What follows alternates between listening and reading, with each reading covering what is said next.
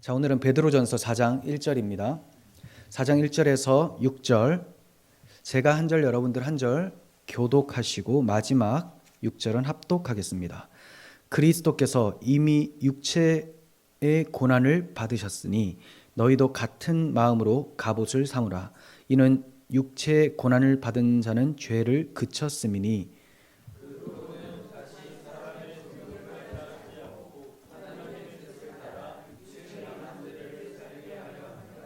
너희가 음란과 정욕과 술 취함과 방탕과 향락과 무법한 우상 숭배를 하여 이방인의 뜻을 따라 행한 것은 지나간 때로 족하도다.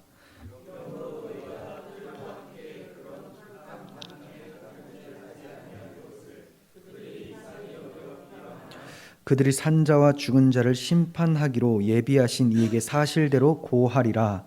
이를 위하여 죽은 자들에게도 복음이 전파되었으니 사람으로 심판을 받으나 영으로는 하나님을 따라 살게 하려 함이라. 아멘. 네, 오늘은 주와 같은 마음으로 무장하라. 네, 원래 같은 마음으로 무장하라라고 정했다가 이게 무슨 뜻인지 잘 모르실 것 같아서 썸네일에는 주와 같은 마음으로 무장하라 이렇게 기록을 했습니다. 주와 같은 마음으로 무장하라. 베드로 전서입니다.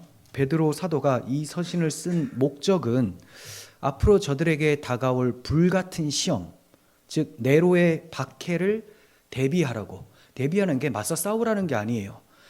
분명히 박해가 있을 것이니 각오를 하고 고난을 받으라예요. 그래서 이게 굉장히 무서울 수 있는 일인데, 이렇게 무서울 수 있는 상황에서 너희가 담대하고 힘 있게 이겨내야 된다. 그러니까 두려워하지 말고 그리스도를 부인하지 말고 고난을 당당하게 받으라. 이런 도전과 격려를 주기 위해서 이런 말씀을 기록을 했습니다. 이것을 위해서 이 베드로 전서에는 복음을 증거해서 성도들의 신앙을 굳게 해주는 그런 내용이 들어가 있고요. 또 그리스도와 함께 고난받는 것은 성도의 영광이기 때문에 즐거워하라는 권면도 있습니다. 또한 마지막이 가까울수록 성도는 어떻게 살아야 하는지도 가르쳐 주고 있어요. 자, 오늘은 4장 1절에서 6절까지만 본문으로 정했는데, 여기에서는 성도들의 삶이 이전에 믿지 않았을 때와는 달라야 된다는 것을 말씀합니다.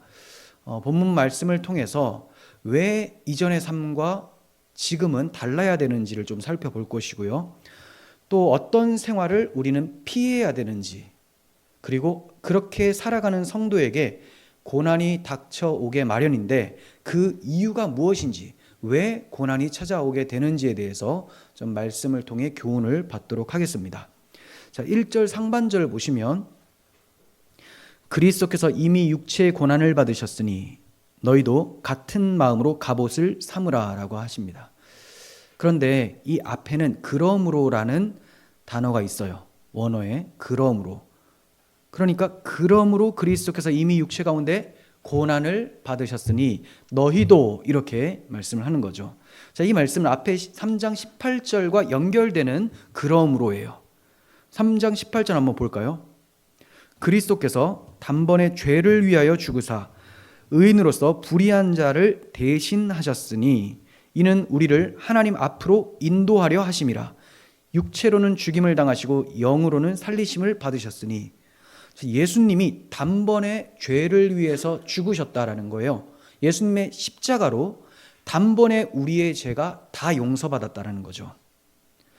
자, 이렇게 하신 이유를 또 말씀하시는 것이 우리를 하나님 앞으로 인도하려 하심이라. 그러니까 하나님 앞에서 죽지 않고 살도록, 또 하나님의 뜻대로 자라갈 수 있도록, 하나님의 뜻에 따라 살아갈 수 있도록 하기 위해서. 그래서 주님이 죽으심으로 끝나는 것이 아니라 주님이 죽으시고 부활하셨다. 너희도 이와 같이 영적으로 거듭나게 되고 마지막 날에는 부활하여 주와 함께 살게 될 것이다 라는 것을 말씀해주고 있는 것이죠. 그래서 육체로는 예수님이 죽임을 당하셨지만 성령의 능력으로 주님이 살게 되셔서 이제 부활 승천하시고 하나님 보좌 우편에 앉게 되신 거예요. 자, 그러므로 그리스도께서 너희를 위하여 고난을 받으셨으니 너희도 고난받는 것이 마땅하다. 이렇게 전개가 되고 있는 것입니다. 그러니까 예수님이 고난받았으니 그분의 몸인 교회가 고난받는 것을 이상하게 여기지 말라는 거예요. 머리는 고난을 받았는데 몸은 고난을 안 받는다. 그럴 수가 없죠. 우리가 머리를 맞아도 몸이 아프다고 느끼죠. 어떻게 뇌가 아프다라고 뇌만 아프다 이렇게 안 하고 내가 아프다라고 하지 않습니까? 팔이 아프다라고 하지만 동시에 내가 아프다라고 하는 것처럼 우리가 그리스도와 연합이 되었기 때문에 주님의 고난이 우리의 고난이 되었고 우리가 고난받을 때 주님도 함께 고난을 감내하신다는 것입니다. 그래서 연합된 것이기 때문에 우리가 불같은 시험을 받는 것은 너무나 당연합니다. 이 역사상 최대 불같은 시험, 환난은 아마게돈이라고 하죠. 그건 바로 십자가에 있었습니다. 십자가에서. 그리고 우리는 자기 십자가를 지고 예수 그리스도의 십자가를 자기 십자가로 여기고 그렇게 따라 걷는 거예요. 이런 삶이 아마게돈입니다. 그러니 얼마나 어렵고 힘들겠습니까? 당연한 일이니 이상하게 생각할 것이 아니라는 거예요. 베드로 사도는 성도가 고난을 잘 감당하기 위해서 같은 마음으로 갑옷을 삼으라 이렇게 말씀하고 있어요. 갑옷을 삼는다라는 것은 무장하다예요. 준비하다, 무장하다. 그러니까 주님께서 가지셨던 그 마음으로 우리도 무장을 해야 된다. 주님이 고난을 이기셨잖아요. 죽음을 이기셨어요. 주님의 그 마음을 가져야지만 우리도 이런 것을 감당할 수 있다라고 말씀하고 있는 것입니다. 그렇다면 이 같은 마음이라는 주님의 마음은 어떤 마음일까요? 고난을 각오하시는 주님의 마음. 고난 받기 위해서 오신 분이 바로 주님입니다. 주님은 오실 때부터 잘 살기 위해서 오신 것이 아니라 우리를 대신하여 고난받아 죽으시기 위해 오신 거예요. 그래서 주님과 같은 마음이라는 것은 고난을 각오하는 마음이에요. 자, 그런데 이렇게 고난을 각오하는 주님의 마음을 좀 구체적으로 잘 설명해 주는 말씀이 있어요. 히브리서 12장 2절입니다. 믿음의 주요 또 온전하게 하시는 이인 예수를 바라보자. 즉 우리도 같은 마음 가져야 된다는 거예요. 그분을 생각하라는 겁니다. 그는 그 앞에 있는 기쁨을 위하여 십자가를 참으사 부끄러움을 개의치 아니하시더니 하나님 보좌 우편에 앉으셨느니라. 주님이 십자가를 참으사 부끄러움을 개의치 아니하신 이유가 그 앞에 있는 기쁨을 보셨다라는 거예요. 십자가라는 것은 참 무서운 거죠. 하나님의 진노예요. 근데 그 십자가 뒤에 주님 눈앞에 기쁨이 보였다라는 겁니다. 그 기쁨이 무엇일까요? 주님이 품으신 그 마음은 택하신 백성을 살려내는 기쁨입니다. 내가 이렇게 십자가를 져서 죽게 되면 많은 열매가 맺혀지게 될 것이다. 창세전에 하나님께서 택하신 많은 백성들이 하나님의 백성으로 회복될 것이다. 주님을 믿어 주님을 섬기게 될 것이다. 자, 이걸 바라보시면서 기뻐하시는 거죠. 또 아버지의 뜻이 성취되는 기쁨입니다. 그리고 마침내 십자가에서 죽으신 자신도 십자가가 끝이 아니라 부활 승천하셔서 하늘에 오르사 원래 있으셨던 그 영광으로 돌아가게 될 것, 이것을 바라보신 기쁨이죠. 이처럼 그리스도를 믿고 복음을 전함으로 고난받는 성도는, 주님과 함께 그 고난에 참여하는 성도는 자신이 복음 때문에 고난받는 것을 생각하면서 이것 때문에 이 복음 듣고 돌아올 사람이 있을 것이다 라는 마음으로 그렇게 고난을 각오하는 거예요. 그리고 예수의 생명이 우리 죽을 육체에 나타나게 되는 것을 하나님께서 기뻐하신다는 것을 기억하고 고난을 달게 받는 것입니다. 그리고 우리의 생명이신 그리스도께서 나타나실 그때 우리도 그와 함께 영광 중에 나타나게 될 것을 바라보면서 고난을 각오하는 것입니다. 주님이 가지셨던 그 마음을 우리도 가질 수가 있어야 돼요. 우리는 이 땅에서 잘 먹고 잘 살고 장수하기 위해서 사는 자가 아니라 주님이 걸어가신 그 길을 걸어가며 내 생명이 언제까지일지 모르겠지만 주님이 이제 올라오라라고 할 때까지 최선을 다해 십자가를 지고 걷는 삶을 사는 거예요. 그렇게 살다 보면 우리가 죽임을 당하더라도 사실 그 삶은 끝이 아니라 이제 영광의 문을 열고 영원한 생명으로 들어가게 되는 것이죠. 이것이 바로 성도의 삶입니다. 자, 1절 하반절 보시면 이는 육체의 고난을 받은 자는 죄를 그쳤음이니 라고 합니다. 이는이라는 단어는 지우셔도 됩니다. 원래 원어에 없어요. 육체의 고난을 받은 자는 죄를 그쳤습니다. 이렇게 얘기를 해요. 여기서 육체의 고난을 받은 자는 어떤 분들은 앞에서 언급한 그리스도라고 해석을 합니다. 그렇게 보이기도 해요. 그런데 전체적인 문맥을 보면 그리스도를 믿음으로 그분의 고난에 동참하게 되는 그리스도인으로 보는 것이 더 타당하다고 저는 봅니다. 자, 그러니까 육체의 고난을 받은 자는, 성도는 죄를 그쳤다라는 거죠. 그럼 오해하시면 안 되는 게 내가 육체의 고난을 받기 때문에 죄가 그쳐진 것이다, 이렇게 보시면 안 되고요. 성도가 육체의 고난을 받는 이유는 주님을 믿고 그 복음에 합당하게 살기 때문에 고난받는 거죠. 그렇기 때문에 이 사람은 죄가 그쳐진 사람이다라는 말이에요. 이해가 되시죠? 내가 고난을 받는 그 행위 때문에 죄가 그쳐지는 게 아니고, 내가 고난을 받는다라는 것은 주님의 제자기 때문에 받는 것이니 그 사람에게는 죄가 그쳐졌다라는 말입니다. 근데 여기서 그쳐졌다라는 것은 속죄를 말하는 게 아니고 그건 전제가 돼 있고요. 죄를 더 이상 짓지 않을 수 있도록 제어가 가능하게 됐다는 거예요. 죄가 정지됐다는 겁니다. 이전에는 죄의 노예가 되어서 죄를 짓고 싶지 않다라는 생각조차 못하고 살아요. 자기가 하는 것이 죄인지도 모르고 기쁘게 그 일을 합니다. 그리고 죄 같다라는 생각이 들 때는 다 그렇게 하니까 괜찮아라고 하면서 죄라는 사실을 망각해버립니다. 그러니까 죄의 성향에 따라서, 죄인으로 태어나서 죄의 성향에 따라서 그렇게 질질 끌려가는 죄인이었다라는 거죠. 그런데 그리스도인들은 이제 죄가 그쳐졌어요. 누구 때문에? 예수 그리스도께서 단번에 죄를 위하여 죽으셨기에, 그 3장 18절에서 나왔잖아요. 그렇게 죽으셨기 때문에 우리가 그것을 믿음으로 주님을 따라 걸으니 고난을 당한다. 하지만 이러한 자에게는 죄가 제어가 된다, 죄가 이제 그쳐졌다라는 것을 말씀합니다.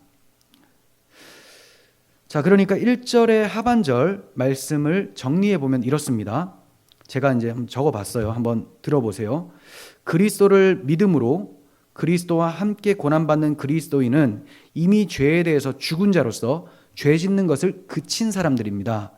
이전에는 죄만 짓고 살면서 그게 죄인 줄도 몰랐었던 멸망당할 죄인이었는데, 이제 복음의 능력으로 죄에서 해방되었고 죄를 제어하고 하나님의 뜻대로 살 수 있게 되었음을 말씀하고 있는 거예요.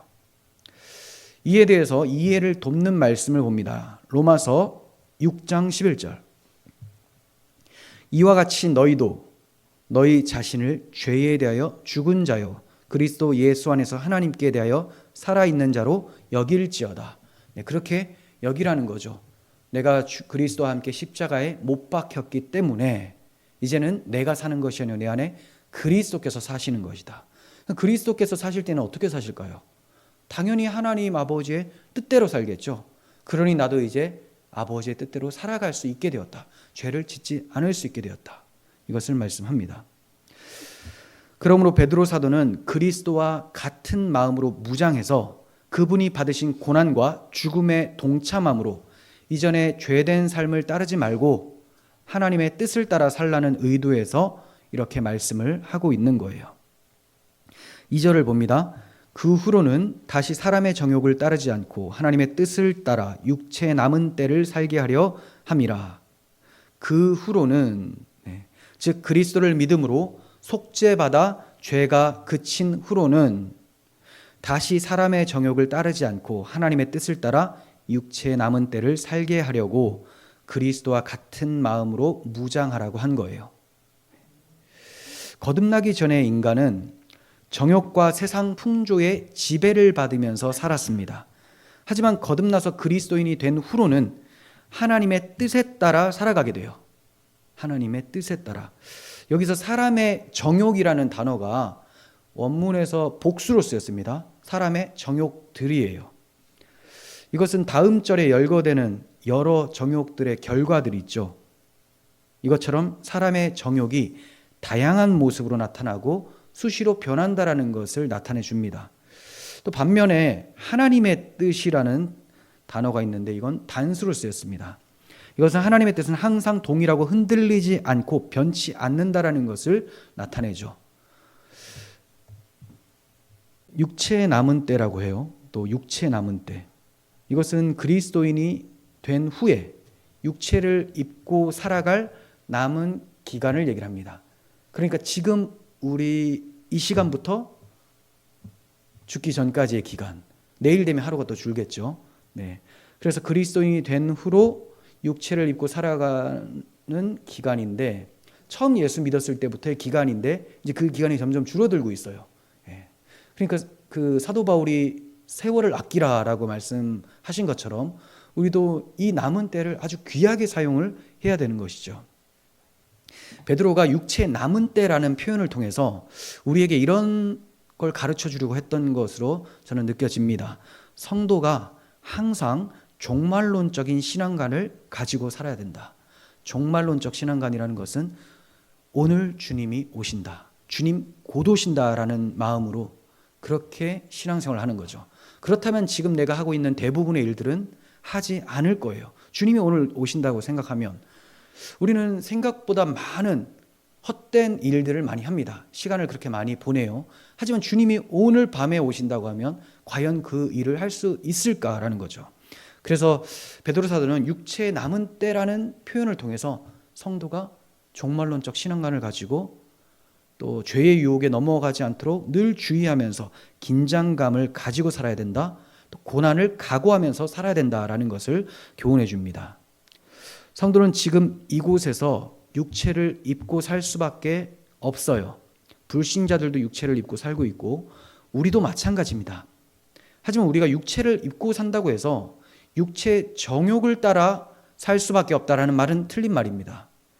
육체를 입었지만 육체 정욕을 제어할 수 있어요. 죄를 그칠 수 있다라는 거죠. 왜냐하면 그리스도 예수의 사람들은 육체와 함께 그 정욕과 탐심을 십자가에 못 박았다고 말씀을 하고 있기 때문에 그렇습니다. 자, 그러면 그리스도 예수의 사람들이라면 따르지 말아야 될 육체의 정욕은 어떤 것들이 있을까요? 이게 3절에 나오는 거예요.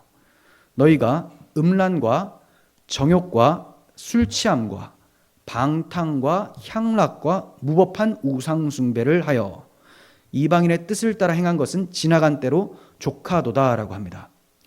베드로 사도가 그 당시에 흔히 볼 수 있었던 죄악들을 나열을 했습니다. 그래서 그리스도인이 되기 전에 이 수신자들이 원래 어떠한 존재였는지를 상기시켜주고 있고요. 또 그리고 이제 불신자가 아니기 때문에 하나님의 뜻에 따라 살아야 함이 마땅하다라는 것을 가르쳐주고 있는 거예요. 사도는 이런 더러운 행위들은 지나간 때로 족하다라고 해요. 지나간 때로 족하다. 여러분, 이 행동들, 이런 것이 여러분들에게 지나간 때가 되셨습니까? 지나간 때로 족하다라고 했는데 아직까지 지나간 때가 아니라 지금도 가지고 있다면 이거 상당히 심각한 것입니다. 홍해를 건너가기 전에 이스라엘 백성들의 상태와 같은지 한번 생각을 해봐야 됩니다. 홍해 건너기 전에 이스라엘 백성들은 애굽의 바로의 노예였어요. 노예 생활. 자, 이것은 영적으로는 마귀의 노예라는 거죠. 마귀는 무엇으로 우리를 지배하느냐? 죄로 우리를 다스려요. 죄와 사망이라는 권세를 가지고 쥐고 흔들어요. 여기에 노예였던 사람들이 다 우리들이었어요. 초대교회도 마찬가지였습니다. 그런데 이제는 달라졌다는 거죠. 지나간 때라는 거예요. 자, 홍해를 가르고 지나갔습니다. 다시 돌아갈 수 있을까요? 못 돌아가요. 홍해가 다시 닫혔거든요. 열렸다가 닫혀버렸기 때문에 가고 싶어도 못 갑니다. 그래서 이전에 노예였을 때, 바로의 노예였을 때 그러한 생각들이나 습관들, 행동들을 그쳐야 되겠죠. 그런데 우리는 종종 지나간 때로 족한 그런 행동들을 하기도 합니다. 자, 그러면 내가 정말 지나간 때가 아니라 그 옛날의 때가 지금 현재인 것인가?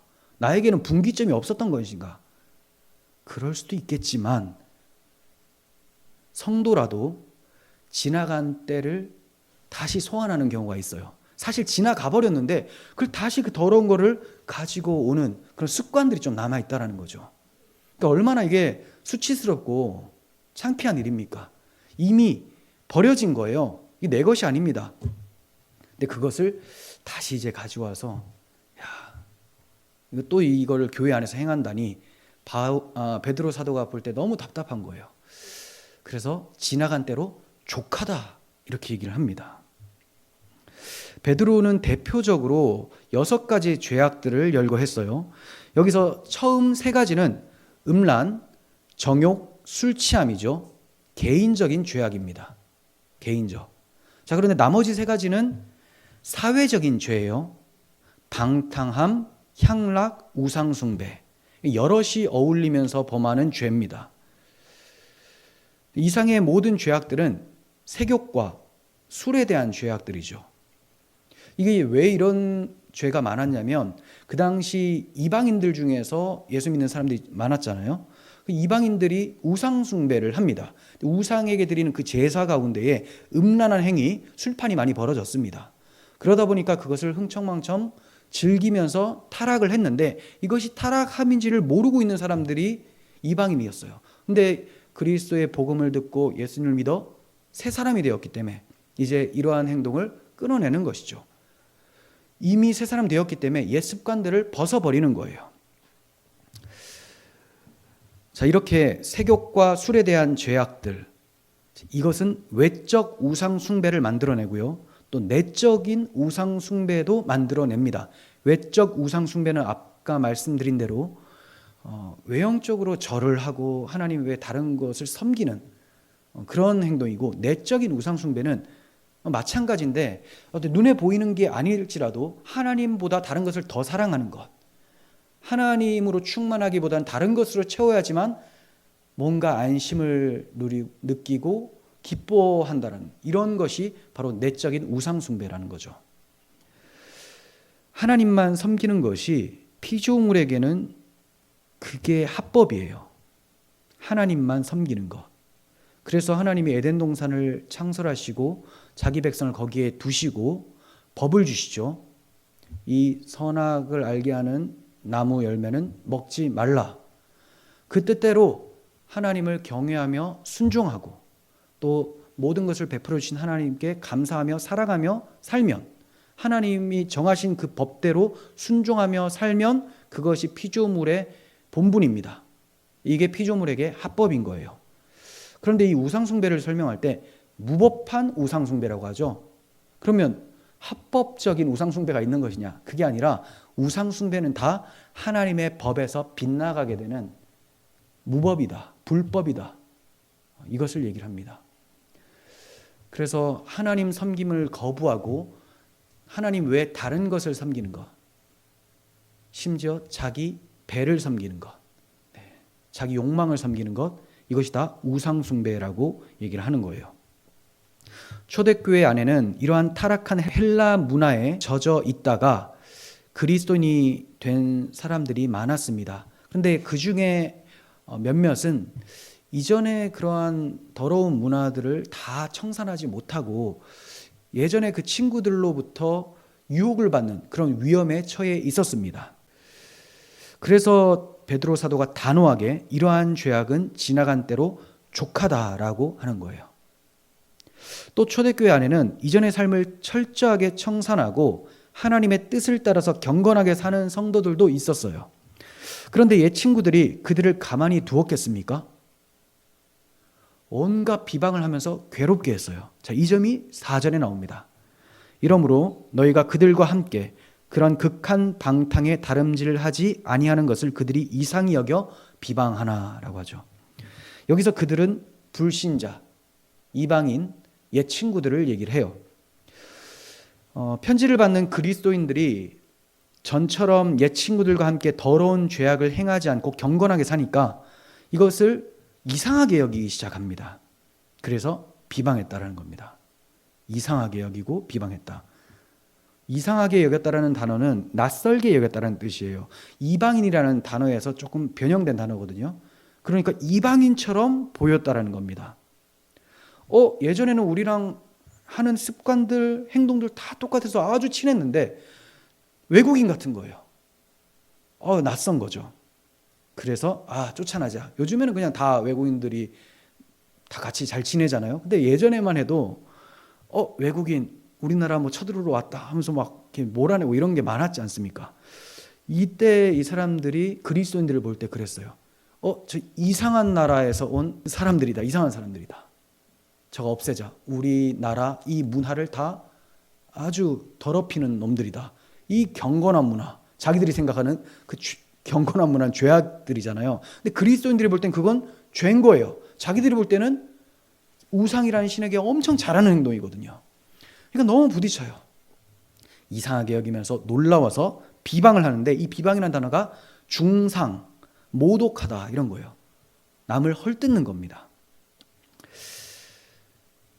이런 이유 때문에 그렇죠. 자신들의 행위가 지금까지는 괜찮은 것 같았는데, 그리고 이 그리스도인이라고 불려지는 옛 친구는 자기하고 그 죄도 같이 지었었는데 갑자기 다른 행동을 하면서 경건하게 사니 죄라고 느끼지도 못했던 내가 괜히 양심의 찔림을 받고 정죄를 받는다라는 거예요.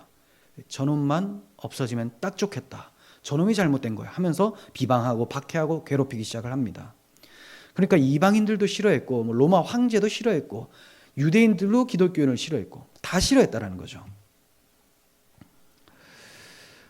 과거의 방탕한 생활에서 떠나 새로운 생활을 하는 그리스도인들은 옛 친구들로부터 박해를 받거나 또 비방을 받는 것을 각오해야 됩니다. 세상이 그리스도를 미워했기 때문에 그분의 몸인 교회도 마땅히 미워합니다. 주님께서 말씀하셨어요. 세상이 너희를 미워하면 너희보다 먼저 나를 미워한 줄 알라.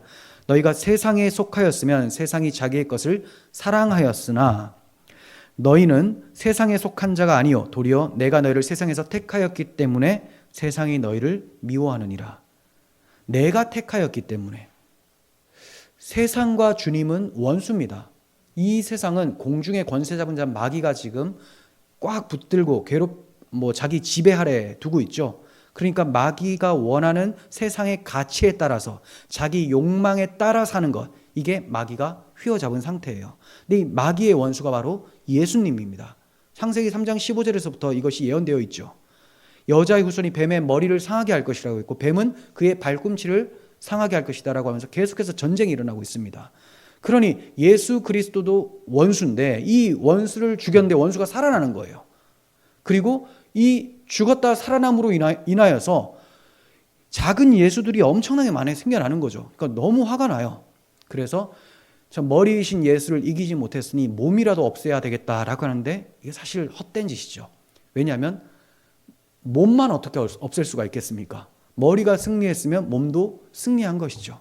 하지만 마귀는 그냥 본질상 그리스도를 미워하고 대적하기 때문에 그리스도의 몸인 우리들을 미워합니다. 어떻게든 비방하고 박해하고 또 가장 교묘한 것이 달콤한 말로 유혹을 해서 자연스럽게 그리스도를 부인하도록 만듭니다.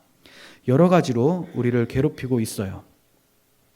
예나 지금이나 여러 곳에서 그리스도인들은 미움과 박해를 받으면서 고난 중에 살아가고 있어요.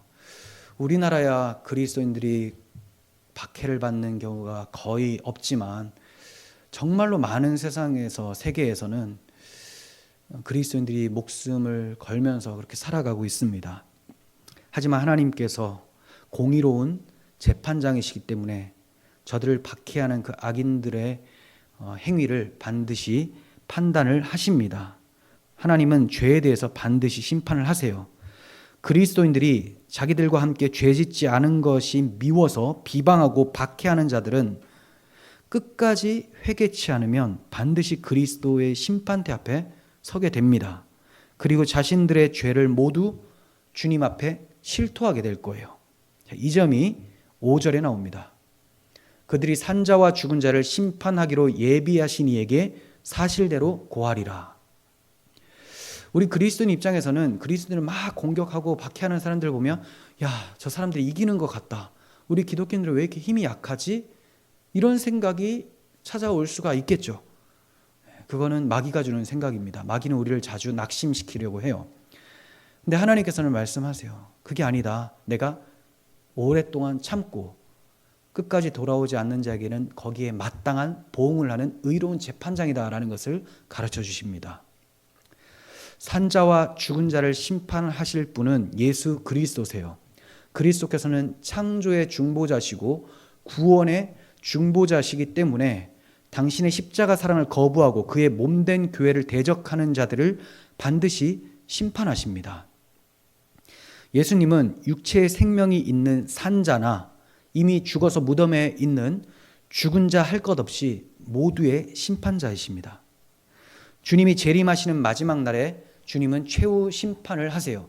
그때 무덤 속에 잠자는 자들도, 그리고 주님 재림할 때 살아있던 자들도 다 그리스도의 심판대 앞에 서게 되는 거예요.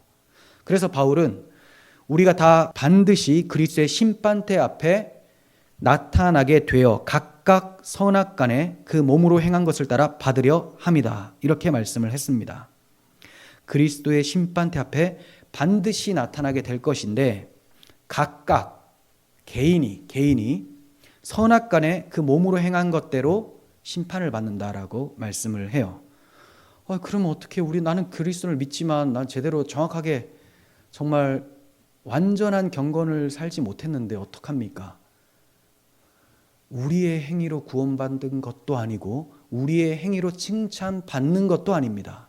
다 그리스도의 피로, 그분의 공로로 구원받고 살아가는 것도 그리스도의 피를 의지해서 살아요. 그래서 내가 경건하게 살아도 그것은 내가 잘한 것이 아니라 그리스도의 사랑이 나를 그렇게 만들어낸 것이기 때문에 그리스도의 공로예요. 다만 하나님께서 그 주님의 공로가 내 삶에 나타난 것을 보시고 네가 했다라고 인정을 해줄 뿐입니다. 내가 한 것이 아닌데 주님의 사랑이, 주 성령이 나를 이끌어간 그 성화의 자리를 주님이 네가 순종했다라고 말씀하시는 거예요.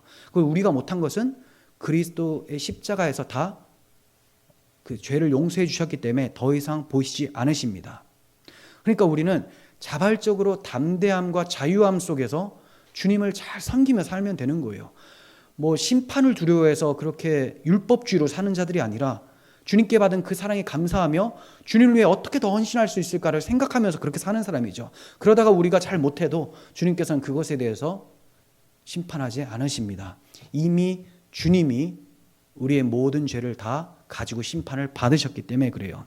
하지만 그리스도의 십자가를 거부한 자들, 자기 행위로 그리스도 앞에 서려는 사람들, 그리스도의 몸된 교회를 대적한 사람들의 끝은 자기 행위대로 심판을 받게 되는 것입니다. 반드시 그리스도 앞에서 결산할 때가 옵니다. 하나님께서는 창세전에 택하신 자기 백성이 하나도 이러한 심판으로 멸망받지 않도록 하기 위해서 그들이 살아있을 때 복음을 듣게 하시고 은혜를 베풀어 주셔서 복음을 믿게 하셔서 그리스도인이 되게 하십니다. 그래서 비록 육신으로 죽음을 맞이하게 되더라도 이 세상을 살아갈 때 하나님과 함께 살아갈 수 있도록 거듭난 생명을 허락해 주시고 이 거듭난 생명이 영원할 수 있도록 새하늘과 새 땅에서 영생을 계속 살게 하십니다.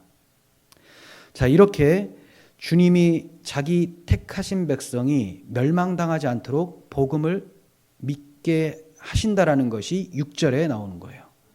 이를 위하여 죽은 자들에게도 복음이 전파되었으니 이는 육체로는 사람으로 심판을 받으나 영으로는 하나님을 따라 살게 하려 함이라. 이제 이 6절의 말씀을 오해하지 않으시겠죠? 이 6절의 말씀을 오해하는 분들이 꽤 많습니다. 죽은 자들에게도 복음이 전파되었다.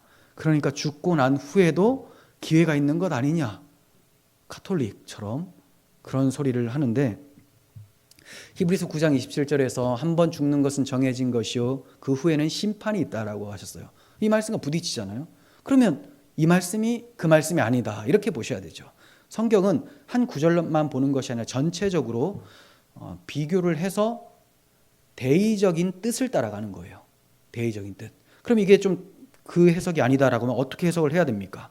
여기서 죽은 자들이란 좀 전에 제가 말씀드린 대로 살아 있을 때 복음을 듣고 그리스도인이 되어서 죽은 자들, 주님 재림 전에 죽어 있는 자들. 지금 베드로가 말하는 당시에 초대교회 성도들이 있었는데 먼저 죽었어요. 자, 이 죽은 자들에게 복음이 살아 있을 때 전파되었었다라는 거죠. 그러니까 그리스도인도 다 죄인으로 태어났기에 육체의 죽음은 당하지만 그가 복음을 믿은 후부터는 이 세상에서와 오는 세상에까지 거듭난 새 생명으로 영생을 누리면서 하나님을 따라 살게 된다는 것을 말씀한 겁니다. 그래서 이것을 위해서 복음이 전파되었다라는 거예요. 창세전에 택한 하나님의 백성이 심판대 앞에서 멸망당하지 않도록 살아있을 때 복음을 듣게 하시고 믿게 하시고 그리고 새 생명이 되어서 하나님과 함께 하나님의 뜻을 따라 살 수 있게 하셨다. 하나님께서 우리를 이처럼 사랑하셔서 독생자를 주셨습니다. 그리고 은혜를 베풀어 주셔서 우리로 믿게 하심으로 지나간 때와 남은 때가 나뉘어지는 분기점이 있는 인생이 되게 하셨어요. 분기점 없는 인생은 멸망입니다. 모든 사람은 죄 가운데서 태어나기 때문에 이 분기점이 없으면 죄 가운데 죽게 되는 거예요. 하지만 이 분기점이 발생한 사람은 죄 가운데 태어났으나 그 죄를 그리스도께서 대신 지고 십자가에서 죽으셨으므로 이제 부활하신 주와 함께 새 생명 가운데 살게 된 것입니다.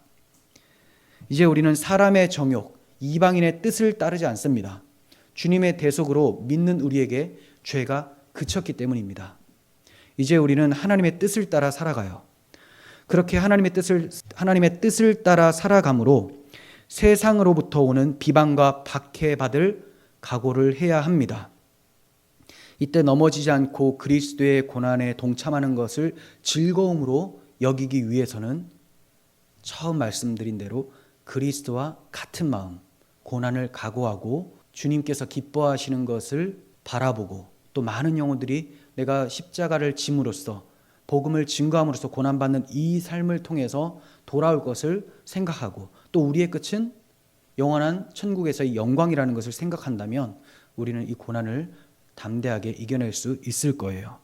지금이야 대한민국에 큰 박해가 없지만 역사를 살펴보면 한 세대가 지나기 전에 거의 다 박해가 있었어요.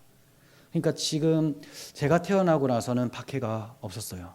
근데 저희 전 세대만 해도 박해가 있고 전쟁도 있고 많은 어려움이 있었지 않습니까? 그러니까 한 세대가 넘어가기 전에 다 박해가 있습니다. 무서운 일이지만 또 이런 말씀을 생각하면 위로와 힘을 얻을 수가 있는 것이고 또 우리가 받는 박해는 초대교회 선배들이 받은 박해에 비하면 아무것도 아니라는 거죠. 그리고 지금 이 시간에도 공산주의권과 이슬람 문화권에서는 주로 인해서 박해받고 목숨을 잃는 사람들이 많습니다. 하지만 저들은 목숨을 잃으나 생명은 잃지 않아요. 주님과 함께하는 그 생명은 영원하다라는 것입니다. 주님과 같은 마음으로 무장하시길 바랍니다. 그리고 이 주님과 같은 마음을 갖기 위해서 우리는 주님께서 베푸신 사랑 안에 늘 거해야 돼요. 자주 주님께서 베풀어 주신 사랑을 묵상을 하시고 이에 대하여 믿음을 고백하시고 또 기도를 하시길 바랍니다. 쉬지 말고 기도하라 라고 하셨잖아요. 이게 정말 쉬지 말고 우리가 계속 기도한다면 생활이 안 되겠죠.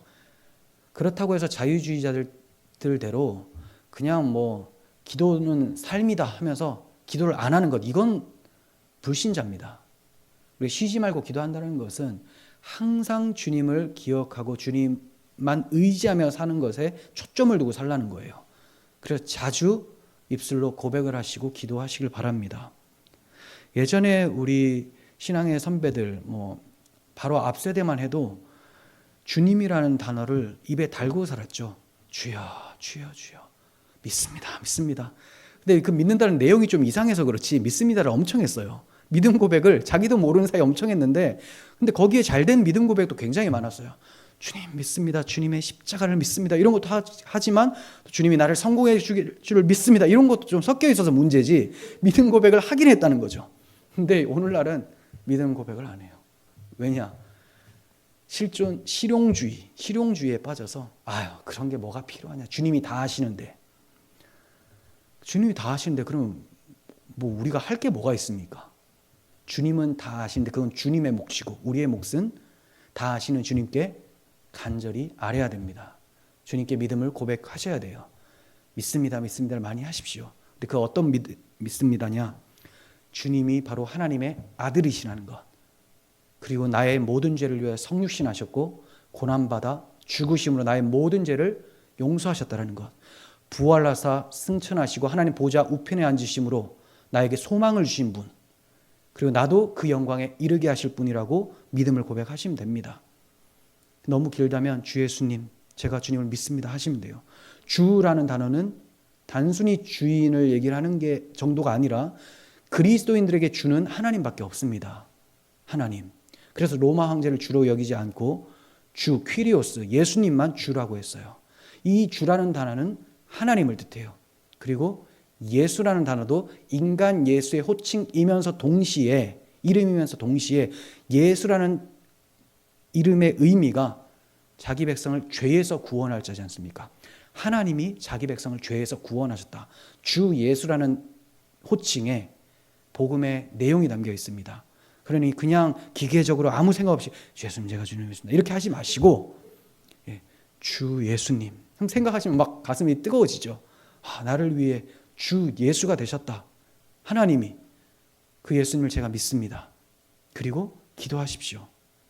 그러면 주님의 성령이 우리 가운데 역사하셔서 그리스도의 마음을 품게 하시고 고난을 각오하게 하시고 담대히 이겨내게 하실 거예요. 주님의 그 사랑이 우리로 하여금 주님을 위해 살도록 이끕니다. 윤리가 이끄는 것이 아니라 주님의 사랑이 주님을 섬기는 그 자리로 이끌어가는 거예요. 바울의 말씀을 봅니다. 고린도 후서 5장 14절. 그리스도의 사랑이 우리를 강권하시는도다. 우리가 생각하건대 한 사람이 모든 사람을 대신하여 죽었은즉 모든 사람이 죽은 것이라. 그가 모든 사람을 대신하여 죽으심은 살아있는 자들로 하여금 다시는 그들 자신을 위하여 살지 않고 오직 그들을 대신하여 죽었다가 다시 살아나신 이 예수를 위하여 살게 하려 함이라. 주 예수께서 죽으신 이유가 주 예수님을 위해 살도록 하기 위함이라는 거예요. 윤리로 되는 게 아니죠. 사십시오라고 말해서 되는 것이 아니라 먼저 주님이 우리에게 베풀어 주신 그 사랑을 아는 자가, 그 사랑에 감동된 자가 그런 삶을 살라는 명령에 기꺼이 순종하게 됩니다. 기꺼이.